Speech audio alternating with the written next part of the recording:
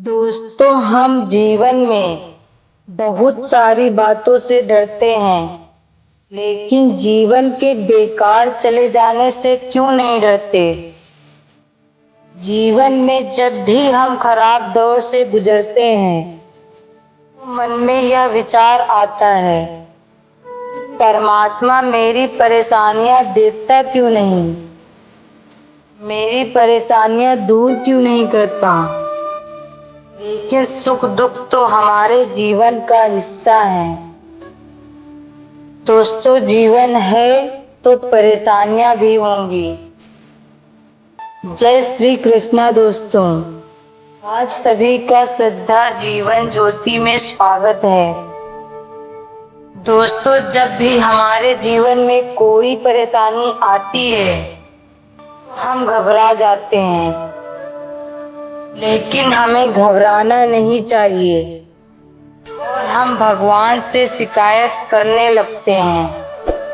चलिए दोस्तों, आज हम ऐसी ही एक कहानी सुनते हैं।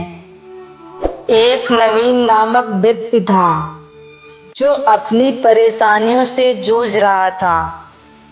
उसे लगता था कि एक अकेला वही संसार का सबसे दुखी व्यक्ति है। सिर्फ उसी के जीवन में तमाम मुसीबतें हैं। को भगवान से इस बात की बड़ी शिकायत रहती थी। भगवान ने संसार के सारे दुख उसके हिस्से में ही दे दिए और फिर सब कुछ भूलकर कानों में रुई लगाकर सो जाता। नवीन सोते जागते भगवान से प्रार्थना करता और फिर कभी भगवान को दोष देता, कभी खुद को कोसता रहता। भगवान ना तो उसकी विनती सुन रहे थे और ना ही उसके उलाहने। अब नवीन बेचारा करे भी तो क्या करे। मुसीबत खत्म होती तो दूसरी आ जाती।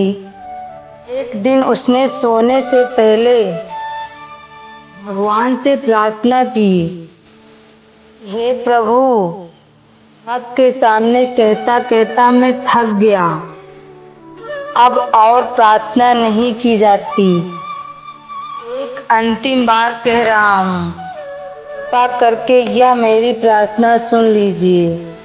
अगर आपको मेरे दुख नहीं मिटाने हैं, कम से कम इतना तो कर सकते हो, किसी ऐसे व्यक्ति के दुख से मेरा दुख बदल दीजिए जिसके जीवन में उससे कम दुख हो। हमेशा के लिए नहीं तो कम से कम कुछ महीनों के लिए ही सही, थोड़े दिन के लिए तो मुझे राहत मिल जाएगी। अब भगवान ने नवीन की आखिरी इच्छा सुन ही ली और उसे इस रात सपने में भगवान दिखे। भगवान बोले, हे बालक, मैं तुम्हारी प्रार्थना रोज सुनता था। मैं उनके ऊपर ध्यान ज्यादा दे रहा था जो तुमसे भी ज्यादा तकलीफ में है। और तुम अपने सारे कष्टों को विस्तार से कहो और कागज पर लिखो। एक गठरी बनाओ और शहर के मुख्य चौराहे पर जाकर उसे टांग कर आ जाओ। नवीन हड़बड़ाहट में नींद से जगा। पहले तो उसे बिल्कुल यकीन नहीं हुआ, सच में भगवान आए थे और उन्होंने उससे यह सब बातें कही। सोचा कि आजमाने में क्या हर्ज है, पता इससे ही कोई रास्ता निकल आए। उसने भगवान के दिए आदेश के अनुसार सारी परेशानियां अलग अलग कागजों पर लिखी। इतनी परेशानियां लिख डाली कि सच में कागज का ढेर खड़ा हो गया और उसे गठरी में ही बांधना पड़ा। नवीन ने अपनी गठरी उठाई और पहुंच गया चौराहे पर, लेकिन वहां पहुंचकर चौराहे का नजारा देखकर अचंभे में पड़ गया। उसने देखा कि चौराहे पर तो पहले से ही लोगों की लंबी लाइन लगी हुई है, जो उसी की तरह अपने अपने दुखों को बड़ी गठरी लिए आप पहुंचे हैं। आखिर यह चक्कर क्या है?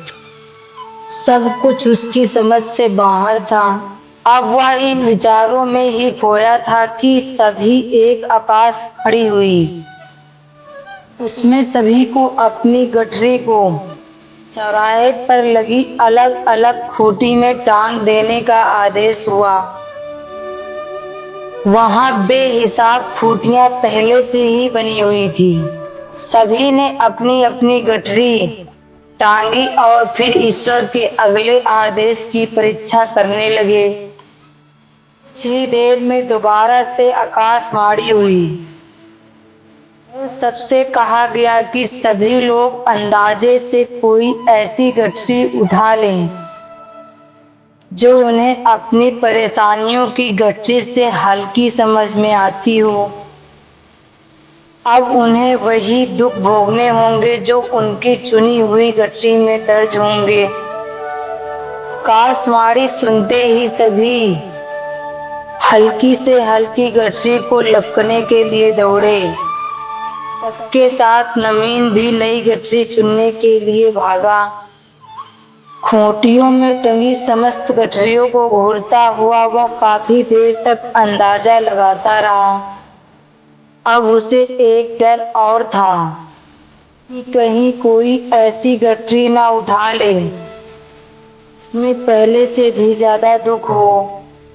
अगर ऐसा हुआ तो परेशानियां और बढ़ जाएंगी और मुझे लेने के देने पड़ जाएंगे। जीवन में तहस नहस ना हो जाए, इसके लिए मुझे क्या करना चाहिए? अब उसके मन में तरह तरह के विचार आने लगे। वह सोचने लगा कि कम से कम वह अपने दुखों से भली भांति परिचित तो है और उन्हें झेलने का आदी भी हो गया है। उनके लिए कुछ रास्ते निकालने की शुरुआत भी की है। शायद उसका परिणाम आए तो एकाध दुख घट जाए। कहीं ऐसा ना हो कि चुनी हुई नई गठरी में दुख और भी ज्यादा हो और पीड़ादायक भी हो जाए। ऐसे विचार में खोया वह एक के बाद एक गठरी के सामने से गुजरता, लेकिन तय नहीं कर पाया कि वह कौन सी गठरी चुनी जाए। उसे यह भी डर था कि कहीं कोई उसकी गठरी ना उठा ले। इसी उधेड़ बुन में फंसे नवीन ने आखिरकार अपनी गठरी उठा ही ली और चल पड़ा। उसने तय किया वह अब इन चुनौतियों को मुकाबले पहले से ज्यादा मजबूती से करेगा। धीरे धीरे नवीन को अपने ही दुख दूसरों से कम होते हुए महसूस हो रहे थे और उसके जैसे ही भाव मौजूद हर व्यक्ति में आ रहे थे। सच में सबको अपना दुख ज्यादा और पीड़ादायक लगता है। हर इंसान को लगता है कि वह संसार का सबसे दुखी प्राणी है, पर हम से भी ज्यादा ना जाने कितने और दुखी प्राणी हैं। कितने ही दुखी लोग ऐसे हैं जिन्हें दो वक्त का भोजन भी मुश्किल से नसीब होता है। कभी किसी की शानदार कोठी के आगे से गुजरते हुए यदि यह ख्याल बार बार आए कि जब किस्मत बट रही थी तो हम कहाँ थे और आगे क्यों नहीं आए। अगर आगे रहता तो मुझे भी सुख और ऐश्वर्य मिल जाता।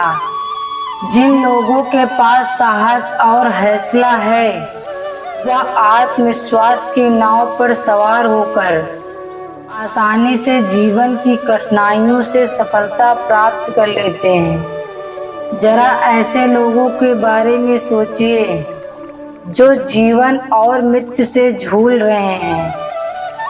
कम से कम आप किस्मत की लाइन में से इनमें से आगे तो हैं।